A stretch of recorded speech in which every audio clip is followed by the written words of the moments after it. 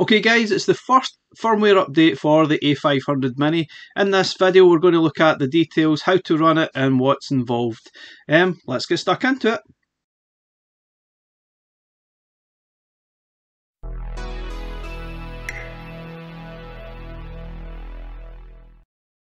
Okay guys, to get the update you need to go to the retrogames.biz support link. I'll leave the link in the description. It has all the details, but we'll go through it in the video anyway. So we get to this page, you've got update the firmware, and it's the first one that's been done. Hopefully it covers quite a lot of things, because there was quite a lot of requests, quite a lot of things wrong, but I'm pretty sure not everything will be covered to start. So the first thing we can see is the details that are in the first firmware update 1.1.0. We've got adds ADF floppy file support, so that will hopefully make it very easy to play ADF games. Happy days. That means you won't have to go through the long-winded sort of fix to actually play them. We've got adds playlist support, which is, I think it's if you've got multi-disc on ADF, then it's a way to actually play them. Adds hot crop, adds keyboard control for the user interface, allows the virtual keyboard to be accessed at all times. Now, you know, there was issues with some games where you couldn't access the virtual keyboard without coming out, going into the settings and go back in again. It allows controllers to be physically swapped during play. Swaps the joystick for the 64 joystick fire buttons. Fixes the virtual keyboard cursor right button. So a small smattering of fixes there. We're going to go through the actual firmware update and then get it kicked up, and we'll see all the details in action. Okay, here's the actual process applying the update. So we need to download this update, which is here, onto your PC or your laptop, whatever you're actually using. Copy the firmware onto the root directory of your formatted USB stick. Do not place it inside a folder, so just place it right at the start of the USB stick. Put the USB stick into the A500 Mini, and then you go to the options, advanced options, system information, then you can update the firmware there. It should go through the process. I'm going to do that live so you can actually see it actually working. It's pretty straightforward. If you had a C64 Mini, you'll probably be quite at home at how to actually do this. And remember, don't interrupt it when it is doing the update. It should take maybe a few minutes to actually do. Anyway, without further ado, let's get stuck into it. So guys, if you want to know further information about all these, you can click on the read full feature instructions, and it tells you a lot more about what to do, especially with the ADF and multi-disc sort of ideas. So obviously there's a lot of games has multiple discs. You're going to have issues if you're going to play that. So it tells you here how to actually do that, and also the playlist is if you have more than 3 discs. It tells you how to do that. So I'm going to leave that link in the description as well, so that you can follow this if you so need to.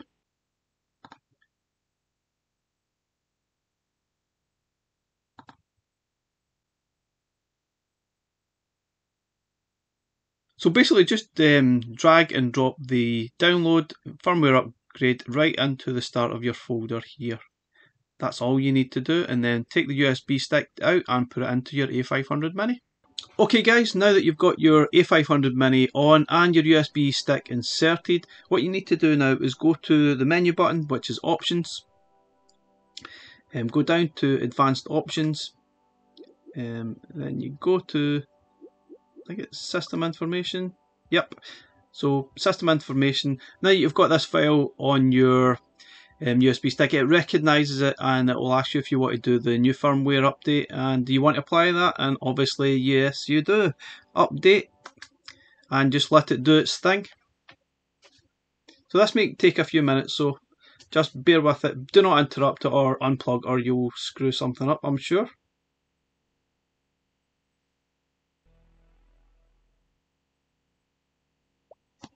Okay guys, now that the update's done, we can go into the folder again. If you've already got ADF files on there like me, you will be able to sort of go in and select them straight away, which is pretty cool. These are all ADF files. Let's sort of start one just to see how it goes.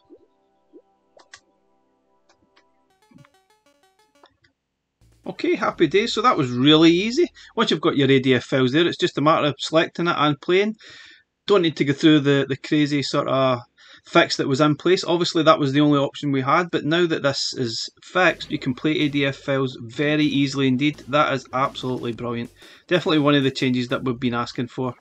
Obviously there's probably a lot more things that we need done, but we'll accept this right now as a starter. I think we'll probably see a lot more firmware updates as we go. But anyway, that's pretty easy. I guess you can probably use save states as well by just pressing the home button. Yep, you can probably just save that as you normally can, so that's fantastic news. Being able to actually save your progress, because previously you couldn't actually save your games in the other way either, which was a bit of a pain. Anyway, so let's have another look at some other games playing this. That's absolutely fantastic. So you can also go into the settings as well. You can see there's some more settings to actually use. Oh, I like that. Look at that. We've obviously got some settings down the bottom here that's not been mentioned. You can actually pick which Amiga model to actually run. That's really cool, because that will definitely help with games that are running too fast. For instance, obviously Barbarian is one of them, amongst a few others. I'll test that out next, but what I'm going to do is, obviously that's the game I've picked actually, funny enough, Barbarian, so maybe we'll change that to the A500, because I guess it should be the earlier model. Not sure if it do the most earliest, whether that'll work or not. Let's go with that and see what actually happens. Interesting, you've still got the options to actually choose that, which is great. Hopefully that'll help. Let's have a look. So just testing that the keyboard, you press on the menu button, you can get the virtual keyboard online, which is easy enough, I guess, to get. So it appears right away without any issues, which is good. So we've got Barbarian working now. Let's sort of watch the demonstration. You'll be able to know, oh, look at that. The speed of Barbarian is going at normal speed, I would say. It's not going at crazy speed, it's going normal. So that is absolutely fantastic. That fix does seem to work. I'll definitely need to test that with a lot more games. Obviously I'm not an expert. I don't know exactly what models are best for each game. I don't think everyone will know all those, but anyway, you can see by the demonstration it does actually appear to have fixed that. Okay guys, so multi-disc, what you need to do is press A to select the first one, and then you want to add to it, you need to go to the second disc, then press the R button, and then go to the third disc, and then press it again. So any more than 3 discs, you're going to have to go through the playlist option. All the details are on the site. I'm not going to cover that in this video, but I'm going to see how this works now by pressing start. It should just automatically load disc 2 and 3 when required.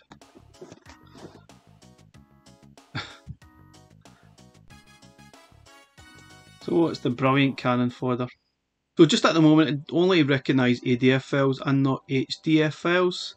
Not sure if we'll get that in a further update, who knows. But anyway, let's have a look at some of the WHD load games that run too fast, see if it actually has made any difference by having those extra settings.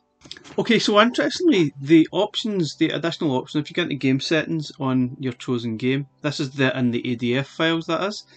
You've got the additional options down the bottom. Now the Amiga model, the sort of bit after the slash is the kickstart that you would use. Now it does recommend using the highest possible kickstart available, depending on what game you're actually playing. But when you actually get into the WHD load files, this Amiga model option just disappears, which is a bit frustrating.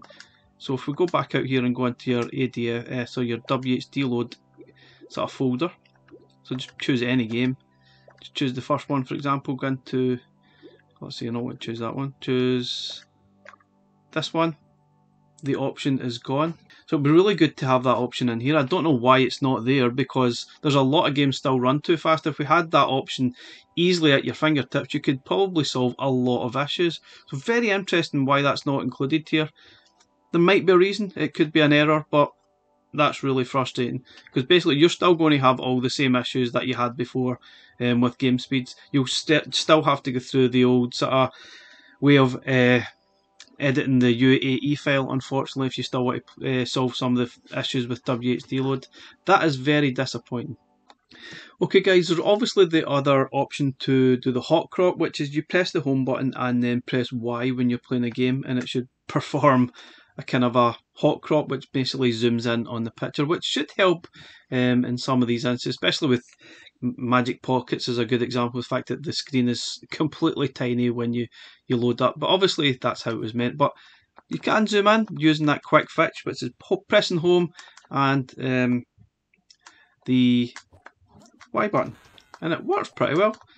And obviously zooms the picture in, and it It definitely looks a lot better. It doesn't really make it look too blocky or anything. It's absolutely fine. So that's quite a good fix. I really like that. A quick fix. Very welcome indeed. So guys, that's our look at the first firmware update for the A500 Mini. Now, it's got some good fixes. Obviously, it's great to be able to play ADF files pretty easy, and you've got options to sort of change the speed and stuff in the Amiga model. You've got a crop fix. You can play multi-disc, for example. Disappointingly, it would have been good to have that same speed fix and Amiga model option within the WHD load facility as well. Not sure why that's not included. It would be good. Not sure if that's just a bug or it's not been included yet, but hopefully we'll get further updates as we go. If you ever had a C64 Mini, they provided updates for a few years after the actual launch of the console, so I'd expect quite a lot of updates as we go forward. Anyway guys, thanks for watching the video. Please like, subscribe, and we'll catch you again in the next one. Bye for now.